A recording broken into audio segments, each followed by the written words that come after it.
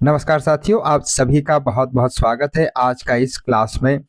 आज upcoming Assam university Silchar का BEd entrance exam 2026 के लिए टीचिंग एप्टीट्यूड से टॉप 20 एमसीक्यूज प्रैक्टिस करेंगे। तो वीडियो आपके लिए बहुत ही जरूरी है, वीडियो को पूरा जरूर देखिएगा। चलिए क्लास को स्टार्ट करते हैं। Question number 1, what is the primary objective of teaching. आपको बताना है टीचिंग का यानी कि शिक्षण का प्रधान उद्देश्य क्या है। नीचे जो ऑप्शंस हैं उन ऑप्शंस को हमें गौर से स्टडी करना होगा। इसके बाद इन्हीं ऑप्शंस में से कौन सा ऑप्शंस सबसे ज्यादा ऑथेंटिक है उसी को ही हमें फाइंड आउट करना है। Option A, to give information to students. ये बात बिल्कुल सही है, इसे आप नकार नहीं सकते कि पढ़ाने का मतलब, शिक्षण करने का मतलब बच्चों को इंफॉर्मेशन देना नहीं होता। लेकिन बच्चों को केवल इंफॉर्मेशन देना ही टीचिंग का प्राइमरी ऑब्जेक्टिव नहीं होता, इसीलिए हम इसे सही जवाब नहीं देंगे। Option B, to prepare students for exams.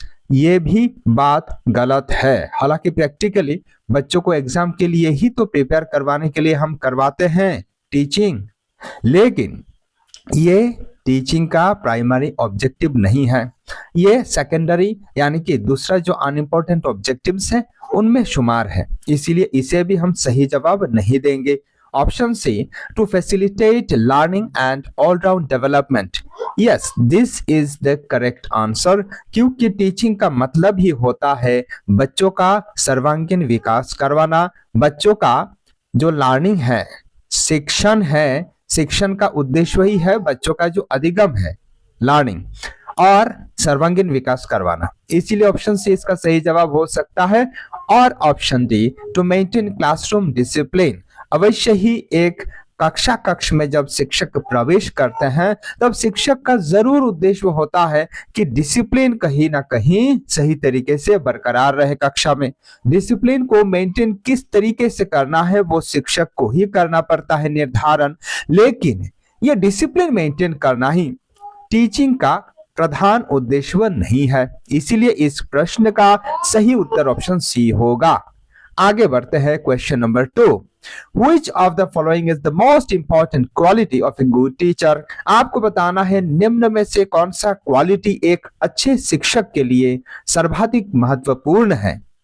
Option है sound knowledge of the subject. ये बात सरासर सच होता है। आप अगर एक शिक्षक बनना चाहते हैं तो आप जिस विषय को पढ़ाएंगे उस विषय में आपका जानकारी पूर्ण रूप से सही होना चाहिए। आपका साउंड नॉलेज अवश्य ही होना चाहिए जिस सब्जेक्ट को आप पढ़ाने के लिए जा रहे हैं। लेकिन इससे भी क्या और ज्यादा जरूरी कोई पॉइंट यहां दिया गया है, चलिए आगे हम देखते हैं।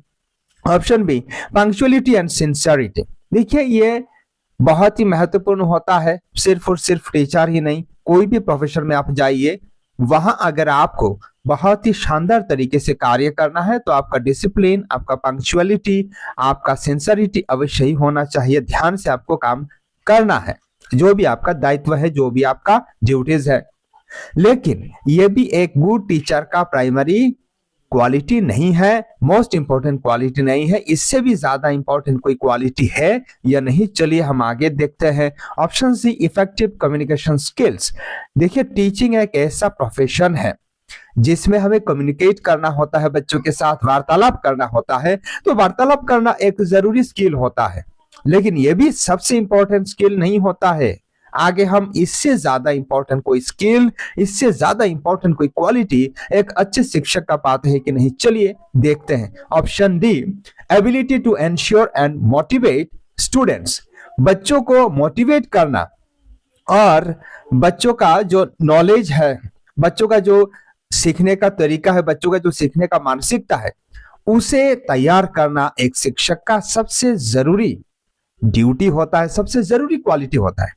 आप एक शिक्षक है, लेकिन आप जब कक्ष में प्रवेश करते हैं, इसके बाद बच्चों का नींद आ जाता है, इसका मतलब दाल में कुछ काला है, आपका क्वालिटी सही नहीं है। तो एक शिक्षक होने के नाते बच्चों को उत्साह प्रदान करना बहुत ही जरूरी होता है, क्योंकि जब तक बच्चे खुद से उत्साह नहीं प्राप्त करते तब तक वो पढ़ाई में अच्छा नहीं हो पाएंगे। इसीलिए सबसे ज्यादा most important quality option D हो जाएगा। चलिए आगे बढ़ते हैं। Question number 3, if a student is not able to understand what is being taught in the class, what should the teacher do first. कक्ष में एक शिक्षक बच्चों को पढ़ा रहे हैं, लेकिन एक छात्र क्या किया, उसने समझा नहीं कक्ष में जो पढ़ाया गया है। इस क्षेत्र में एक शिक्षक को सबसे पहले क्या करना चाहिए? ऑप्शन है पनिश द स्टूडेंट, ये सरासर गलत बात है। एक बच्चा क्लास में कुछ समझा नहीं, इसके लिए आप पनिश कर देंगे? नहीं कर सकते। पनिश बिल्कुल एक नेगेटिव टर्म है। Option B, tell the student to take private tuition.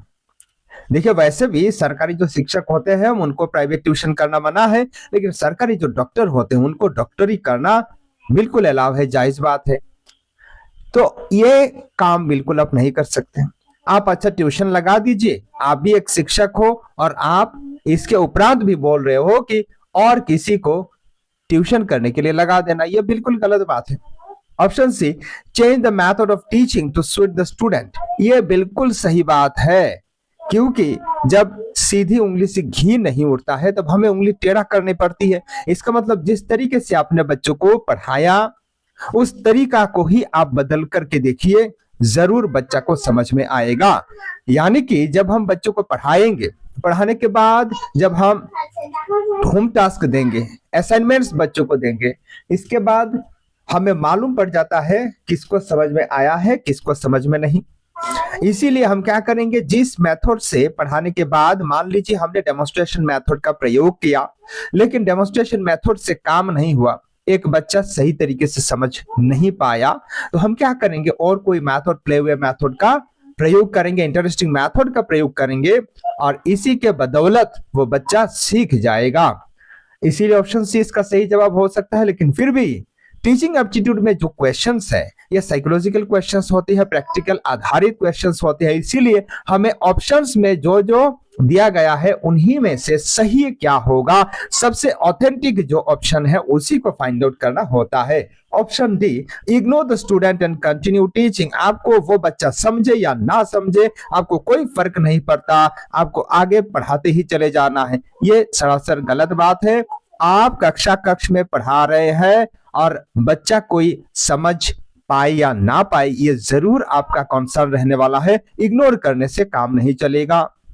Question number 4, teachers failure to communicate their ideals to students में रिजल्ट इन, एक शिक्षक कभी कभार कम्युनिकेट करने में व्यर्थ हो जाते हैं बच्चों के साथ, उनका जो थॉट प्रोसेस है, उनका जो आइडियल्स है, उनका जो चिंतन है, तो उसका परिणाम क्या हो सकता है, किस क्षेत्र में पड़ेगा आपको बताना है। ऑप्शन है क्लासरूम इनडिसिप्लिन, यानी कि जब बच्चा समझ में नहीं आएगा बच्चा का, तब क्या करेगा, वो क्लासरूम में इनडिसिप्लिन क्रिएट करेगा, ये गलत बात है। समझ में ना आने से एक शिक्षक का आइडियल्स को जब वो बच्चों के साथ साझा नहीं कर पाते हैं पूर्ण रूप से, तब ये इनडिसिप्लिन का कारण नहीं बनता है। Option B, loss of student interest in the subject, अच्छा इनडिसिप्लिन का कारण बन सकता है। यहाँ एक बात है जरूर याद रखिएगा, क्योंकि जब बच्चों का ध्यान आप केंद्रित नहीं कर पाएंगे, बच्चों को जब आप इंटरेस्ट क्रिएट नहीं कर पाएंगे, तब क्या होगा, बच्चे जरूर कुछ ना कुछ गड़बड़ करेंगे क्लास में, ये बात सही है, ठीक है।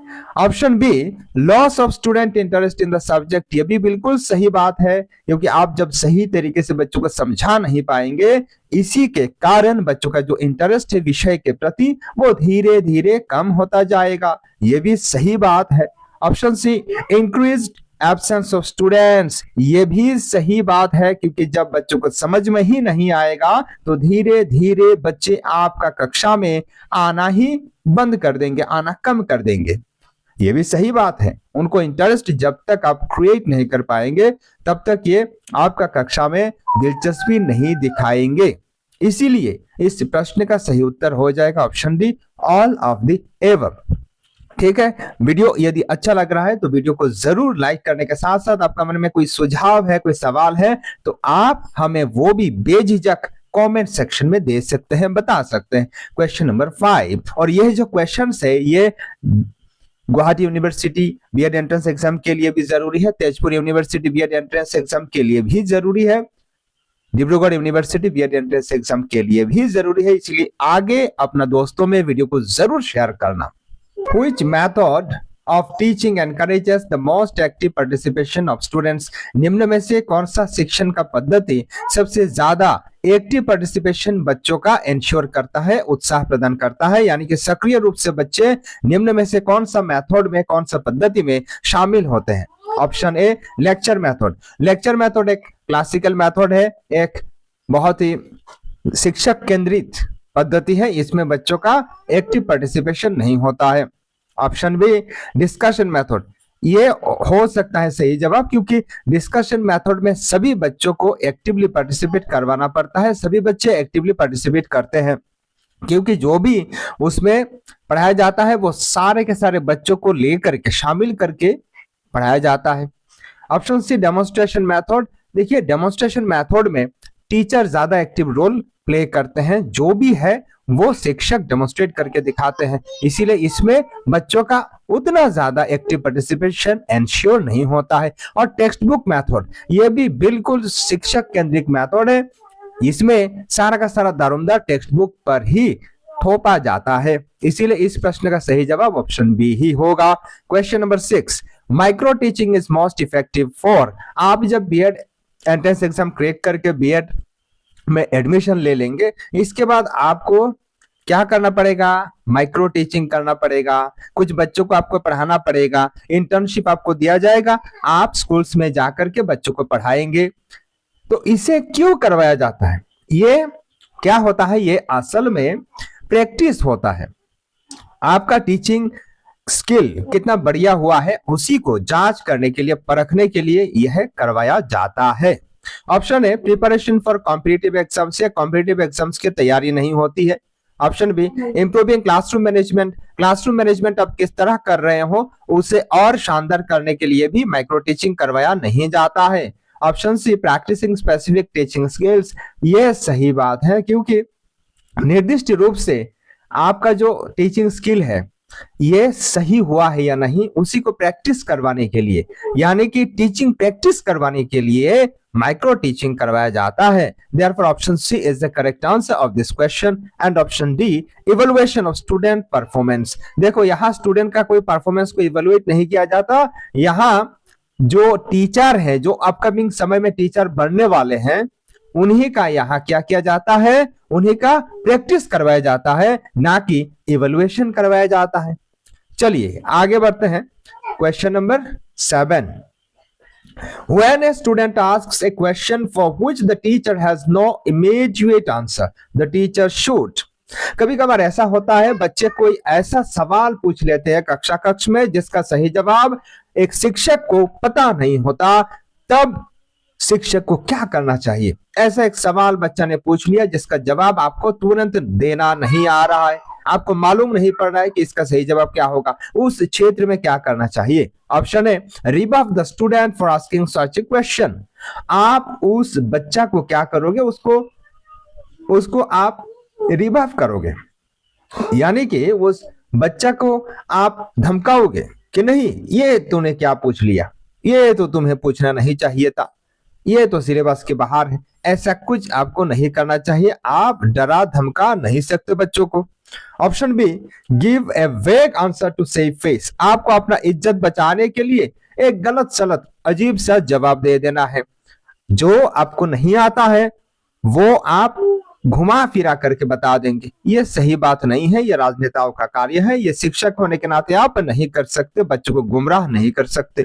Option C admit they don't know and promise to find out the answer, ये सही बात है, आप एक शिक्षक होने के नाते, एक ऑनेस्ट शिक्षक होने के नाते आप तुरंत बता सकते हैं कि इसका सही जवाब फिलहाल मुझे मालूम नहीं है, मैं पता करके आपको सही जवाब बताऊंगा। यह सबसे सही बात होता है और यही एक शिक्षक को करना चाहिए। Therefore, option C is the correct answer and option D ask another student to answer it। आप और एक स्टूडेंट को ये पूछ नहीं सकते कि आप उसका आंसर बता दो, ये करना गलत बात है, क्योंकि जिसका आंसर आपको पता नहीं है हो सकता है वो और एक बच्चा को भी पता ना हो, और पता हो भी लेकिन आपको वो करना नहीं है। आपको खुद पर अपना रेस्पॉन्सिबिलिटी लेना है और आपको नहीं आता है या आप ओपन यानी फ्रैंकली आप इसे स्वीकार कर सकते हैं। Question number 8, according to the pragmatism philosophy of education, the role of a teacher is that of a pragmatism philosophy के अनुसार एक शिक्षक का रोल क्या होता है, भूमिका क्या होता है? तो याद रखिएगा, एक शिक्षक का रोल प्रैग्मेटिज्म फिलोसॉफी एजुकेशन के हिसाब से फैसिलिटेटर का होता है, जो कि एडवाइजर के रूप में, गाइड के रूप में कार्य करते हैं और लर्निंग को फैसिलिटेट करते हैं। इसीलिए इसका सही जवाब ऑप्शन सी होगा। ऑप्शन ए में क्या है फिर भी हम देख लेते हैं, डिक्टेटर एंड अथॉरिटी फिगर। ये बिल्कुल गलत बात है। डिक्टेटर एक टीचर नहीं होते हैं according to pragmatism philosophy of education. Option B friend, philosopher and guide, ये भी नहीं है। फैसिलिटी प्रोवाइड करना है लर्निंग का, अधिगम का। ऑप्शन डी पैसिव ऑब्जर्वर, ये भी नहीं है। ठीक है, चलिए आगे बढ़ते हैं। आज के इस वीडियो में हम 20 क्वेश्चंस करेंगे, तो जरूर आपको क्लास को लास्ट तक देखना है।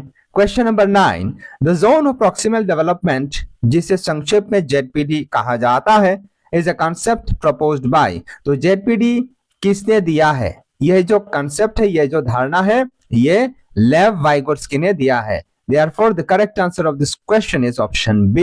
Question number 10. Formative evaluation is primarily conducted to. Formative evaluation प्रधान रूप से किस कारण से करवाया जाता है? Option A, grade students at the end of a term, एक निर्दिष्ट समय के बाद बच्चों को ग्रेड देना, A grade, B grade, C grade, इसके कारण से फॉर्मेटिव इवैल्यूएशन नहीं करवाया जाता। Option B, monitor the learning process and provide ongoing feedback. यह सही बात है, क्योंकि फॉर्मेटिव इवैल्यूएशन अक्सर हम क्लास में लेते हैं, क्लास टेस्ट के रूप में, यूनिट टेस्ट के रूप में हम लेते हैं, असेसमेंट के रूप में हम लेते हैं। एक टर्म के बाद जो लेते हैं उसे कहते हैं समेटिव असेसमेंट।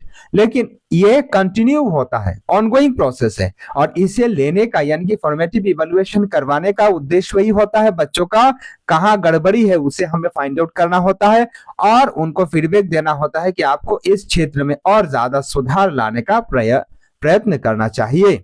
ठीक है। Option C, select students for scholarships, बच्चों को स्कॉलरशिप्स के लिए चुनने के लिए ये परीक्षा नहीं लिया जाता। Option D, compare the performance of different schools, अलग अलग स्कूलों का जो प्रदर्शन है उसे तुलनात्मक रूप से अध्ययन करने के लिए भी फॉर्मेटिव असेसमेंट नहीं लिया जाता, याद रखिएगा। चलिए आगे बढ़ते हैं। Question number 11, Which of the following is the most important trait of a successful teacher? निम्न में से कौन सा सबसे महत्वपूर्ण होता है एक सफल शिक्षक के लिए? Option A, sound knowledge of the subject matter, जो भी विषय वित्त ज्ञान है उसे सही तरीके से शिक्षक को आना चाहिए, यानी कि टीचर का सब्जेक्ट नॉलेज बढ़िया होना चाहिए। ये जरूरी होता है, लेकिन ये मोस्ट इंपॉर्टेंट नहीं होता।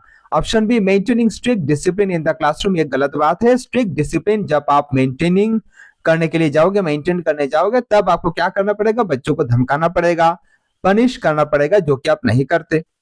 Option C, ability to communicate effectively and empathise with students, बच्चों को सही तरीके से आपको कम्युनिकेट करना चाहिए। आपका जितना नॉलेज है और आप जब तक सही रूप से बच्चों के साथ कम्युनिकेट नहीं कर पाएंगे, तब तक आप बच्चों को मोटिवेट नहीं कर पाएंगे, बच्चों को वो नॉलेज ट्रांसफर नहीं कर पाएंगे, साझा नहीं कर पाएंगे। इसके साथ साथ बच्चों का जो भी समस्या है उसे आपको समाधान करने का भी प्रयत्न करना होता है। इसीलिए इस प्रश्न का सही जवाब ऑप्शन सी हो सकता है। And option D, completing the syllabus on time, syllabus को समय से पूर्ण करना ये सबसे ज्यादा जरूरी नहीं होता है एक सक्सेसफुल, एक सफल शिक्षक के लिए। इसीलिए इस प्रश्न का सही जवाब ऑप्शन सी होगा। आगे बढ़ते हैं। Question number 12, the primary objective of teaching is, शिक्षण का प्रधान उद्देश्य क्या होता है? Option A, to provide information to students, बच्चों को हम इंफॉर्मेशन देने के लिए पढ़ाते हैं, लेकिन ये सबसे ज्यादा इंपॉर्टेंट नहीं होता है, प्राइमरी नहीं है। Option B, to prepare students to pass examinations, ये गलत बात है, बच्चों को सिर्फ और सिर्फ परीक्षा में उत्तीर्ण करवाने के लिए पढ़ाया नहीं जाता। Option C, to facilitate the all round development of the students personality, ये सही बात है, क्योंकि पढ़ाने का उद्देश्य वही है, बच्चों का सर्वांगीण विकास करना। Option D, to give dictation and notes to students, बच्चों को नोट्स देना, डिक्टेशन करवाना, ये प्राइमरी उद्देश्य टीचिंग का नहीं है। चलिए आगे बढ़ते हैं, वीडियो को जरूर लाइक करना। Question number 13, in a classroom if a student asks a question to which the teacher does not know the answer, the teacher should। यहां जो क्वेश्चन है ये रिपीट हुआ है, लेकिन इसका ऑप्शंस में थोड़ा चेंजेस है। यानी कि एक कक्षा में शिक्षक को एक सवाल पूछ लिया बच्चा ने, जिसका जवाब शिक्षक को नहीं आता है, उस क्षेत्र में शिक्षक को क्या करना चाहिए? ऑप्शन है, scold the student for asking irrelevant questions. बच्चा ने इररिलेवेंट क्वेश्चन पूछा है तो आप उसको पनिश करोगे, धमकाओगे, ये बिल्कुल आप नहीं कर सकते। Option B, give a wrong answer confidently. आप आत्मविश्वास के साथ गलत बोल देंगे, गलत जवाब दे देंगे, ये आपको नहीं करना चाहिए। Option C, tell the student they will find the answer and explain it in the next day. ये बिल्कुल सही बात है। अब बच्चा को बताइए कि इसका जो सही जवाब है आपको नहीं आता, आप इसका सही जवाब कल ढूंढ कर लाएंगे और क्लास में डिस्कस करेंगे, यह सबसे सही होता है। And option D, ask another student to answer it immediately. आप और एक बच्चा को यह पूछोगे कि वो जल्द से इस उत्तर को दे दे, यह भी गलत तरीका है। Question number 14, when a student is consistently late to class, the teacher should first। एक बच्चा आपने ऑब्जर्व किया कि हर रोज कक्षा में देर से आता है, तो उस क्षेत्र में शिक्षक को क्या करना चाहिए? पहली तौर पे ऑप्शन है, इन्फॉर्म द प्रिंसिपल और पेरेंट्स इमीडिएटली। उन्हें तुरंत ही प्रिंसिपल को सूचित कर देना चाहिए और बच्चा का जो गार्जियंस है उन्हें सूचित कर देना चाहिए, माँ बाप को। यह भी गलत बात है। आपको सबसे पहले कारण ढूंढना पड़ेगा कि ये आखिर देर में क्यों आता है। Option B, punish the student in front of the class. आप कक्षा के सामने बच्चा को पनिश करोगे, बिल्कुल गलत बात है, नेगेटिव चीज है, नहीं करना है आपको। Option C, try to find out the reason behind the lateness privately. ये आप जरूर कर सकते हैं। आप व्यक्तिगत तरीके से पर्सनली बच्चा को ये पूछ सकते हैं, ये फाइंड आउट करने का प्रयत्न कर सकते हैं कि आखिर ये बच्चा देर क्यों करता है। यह सबसे सही तरीका है। And option D, mark the student absent for that day. आप बच्चा को उस दिन के लिए एब्सेंट कर दोगे तो एब्सेंट कर देने से इसका हल निकल जाएगा? नहीं निकलेगा। चलिए आगे बढ़ते हैं। Question number 15, Which of the following is the best method of teaching at the primary level? निम्न में से कौन सा प्राइमरी लेवल में, प्राथमिक पर्याय में पढ़ाने का सबसे बढ़िया तरीका है? ऑप्शन है, लेक्चर मेथड, ये टीचर सेंट्रिक मेथड है, ये बढ़िया तरीका नहीं है। ऑप्शन बी, डेमोन्स्ट्रेशन मेथड, ये भी एक अच्छा तरीका है लेकिन प्राइमरी लेवल में पढ़ाने के लिए सबसे बढ़िया तरीका नहीं है। Playway method, yes this is the correct answer. Primary पर्याय में, प्राथमिक पर्याय में पढ़ाने के लिए सबसे ज्यादा जो महत्वपूर्ण पद्धति होता है यह है प्लेवे मेथड। खेल खेल में बदलो दुनिया। बच्चों के साथ जब आप खेल खेल में पढ़ाने का प्रयत्न करते हैं तभी बच्चे ज्यादा ध्यान से आपका क्लास को एंजॉय करते हैं और एंजॉय करते करते बच्चे सीखते हैं।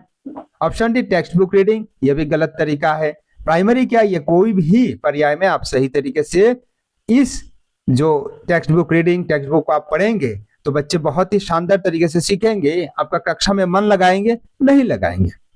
Question number 16, micro teaching is most effective for. आपको बताना है किस काम के लिए, यानी कि किस क्षेत्र में माइक्रो टीचिंग सबसे ज्यादा प्रभावशाली होता है। ऑप्शन है, assessing the intelligence of students. ये गलत बात है। बच्चों का जो इंटेलिजेंस है, बुद्धिमत्ता है, उसे जांच करने के लिए माइक्रो टीचिंग प्रभावशाली नहीं होता। Option B, practising and mastering specific teaching skills. Yes, practice करने के लिए टीचिंग स्किल्स को और उनमें मास्टरी हासिल करने के लिए माइक्रो टीचिंग करवाया जाता है। Option C, managing a large classroom. एक बड़ा कक्षा को किस तरीके से मैनेज किया जाए उसे करवाने के लिए माइक्रो टीचिंग नहीं करवाया जाता। And option D, preparing for the final examinations. Final exam के लिए प्रिपेयर करवाने के लिए ही माइक्रो टीचिंग करवाया जाता है क्या? नहीं करवाया जाता। चलिए आगे बढ़ते हैं। Question number 17, a teacher uses audio visual aids primarily because. एक शिक्षक ऑडियो विजुअल एड्स जैसे कि कोई प्रोजेक्टर में कुछ एक वीडियोग्राफ दिखाना, ठीक है, ये एक टीचर करते हैं प्राथमिक रूप से। किस कारण से? ऑप्शन है, it makes the classroom look modern. इसका क्या ये उद्देश्य होता है? क्योंकि जब हम इस तरीके से डिजिटल बोर्ड का प्रयोग करेंगे, ऑडियो विजुअल एड्स का प्रयोग करेंगे और जिसके चलते क्लासरूम का लुक बदल जाएगा, मॉडर्न लुक हो जाएगा। ये सही बात नहीं है। Option B, it reduces the teachers workload, ये शिक्षक का जो वर्कलोड है, कार्य चाप है, इसे कमाने के लिए किया जाएगा, ये भी गलत बात है। Option C, it engages more senses leading to better retention of knowledge, ये सही बात है, क्योंकि जब आप मान लीजिए आप वोल्केनिक इरप्शन पढ़ाना चाहते हैं, बच्चों को सिखाना चाहते हैं, समझाना चाहते हैं, तो आप क्या करेंगे, वोल्केनिक इरप्शन का जब वीडियो दिखाएंगे तब यह सबसे सही होगा, क्योंकि बच्चे आंखों से दिखाई देगा, बच्चों को देखेंगे आंखों से, इसके साथ साथ बच्चे सुनेंगे साउंड किस प्रकार होता है, तो इसके बदौलत क्या होगा, बच्चों का जो रिटेंशन है यह अच्छा होगा, ठीक है, और ज्यादा से ज्यादा सेंसेस को बच्चे प्रयोग में लाएंगे, इसीलिए यह सबसे बढ़िया होता है। And option D, students like watching videos and pictures, बच्चे वीडियो देखना और पिक्चर देखना पसंद करते हैं, इसीलिए आप दिखाएंगे, यह भी गलत बात है। Question number 18. If a student is disruptive in class, the democratic approach for a teacher would be to, एक बच्चा यदि क्लास में डिस्टर्ब करता है, वो बार बार कुछ ना कुछ गड़बड़ करता है, चुल मचाता रहता है, तो डेमोक्रेटिक अप्रोच के अगर मद्देनजर हम रखेंगे तो एक शिक्षक को क्या करना चाहिए, गणतांत्रिक तरीके से एक शिक्षक को क्या करना चाहिए। Option A, rusticate the student from the class permanently, आप कोई बच्चा अगर कक्षा में डिस्टर्ब करता है, चुल मचाता है, तो उसको स्थायी रूप से बाहर नहीं कर सकते। हमारे पार्लियामेंट में जो एमपीज होते हैं वो भी अगर चुल मचाते हैं, हलचल मचाते हैं, हल्ला करते हैं, हाय हाय करते हैं, तो भी उनको परमानेंटली बर्खास्त नहीं किया जाता, ठीक है। Option B, give the student extra responsibility और a leadership role to channel their energy, आप यह कार्य जरूर कर सकते हैं, जो ज्यादा गड़बड़ी मचाएंगे कक्षा में उनको आप एक्स्ट्रा दायित्व दे सकते हैं, उसको आप क्लास मॉनिटर बना सकते हैं, या फिर और कोई भी तरीके से आप उसको लीडरशिप रोल दे सकते हैं, उसको फ्रंट में ला सकते हैं, ताकि उसका जो ये चुल मचाने का, गड़बड़ मचाने का जो शक्ति है उसे आप सही तरीके से इस्तेमाल करें, यह सबसे सही बात होगा। Option C, ignore the behaviour and continue teaching, आपका कक्षा में जो भी हो रहा है घटित, उसे आप इग्नोर करके नहीं आगे बढ़ सकते, आपको कोई बच्चा का बिहेवियर इग्नोर नहीं करना है। Option D, assign heavy amount of homework as a penalty, ये आप नहीं कर सकते, आप उस बच्चा को ज्यादा होमवर्क दे देंगे पेनाल्टी के रूप में, यह भी सही बात नहीं है। चलिए आगे बढ़ते हैं। Question number 19. In the context of learner centred education, the teacher's role is that of a, बाल केंद्रित शिक्षा के अनुसार एक शिक्षक का दायित्व क्या होता है, डिक्टेटर का होता है, बिल्कुल नहीं होता है। बाल केंद्रित जो शिक्षा व्यवस्था है उसमें फैसिलिटेटर का, गाइड का रोल होता है टीचर का। ऑप्शन बी, पैसिव ऑब्जर्वर, निष्क्रिय श्रोता के रूप में शिक्षक रहेंगे, ऑब्जर्वर के रूप में, निरीक्षक के रूप में शिक्षक कार्य करेंगे, बिल्कुल नहीं करेंगे। Option C, facilitator and guide, yes this is the right answer, क्योंकि लर्नर सेंटर्ड एजुकेशन के अनुसार एक शिक्षक को फैसिलिटेटर, यानी कि हमें क्या करना चाहिए, अधिगम का फैसिलिटी प्रोवाइड करना है बच्चों को, इसके साथ साथ बच्चों को गाइड करना है, यही हमारा कार्य होता है।